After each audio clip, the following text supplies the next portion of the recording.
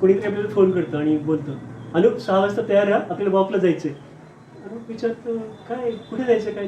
ते मला काही विचारू नको, तू फक्त तयार राहा, मी येणार आहे. असं जे हक्क आणि अधिकाराने बोलतात आणि हे बऱ्यापैकी ॲम्बिशियस असतात, थोडेसे कणखर असतात, अशी लोकं वृश्चिक राशीची असतात.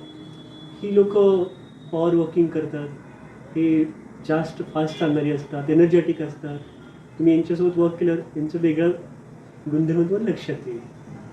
तेच आपण तूळ राशीविषयी बोलायला लागलो, तर तूळ राशीची लोकं बॅलन्स्ड असतात.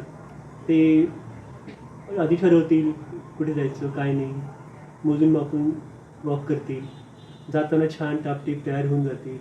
इवन त्यांचे येतानाचे सुद्धा प्लॅन असतील की भाजी आणायची, ग्रॉसरी आणायची किंवा काय आणायची.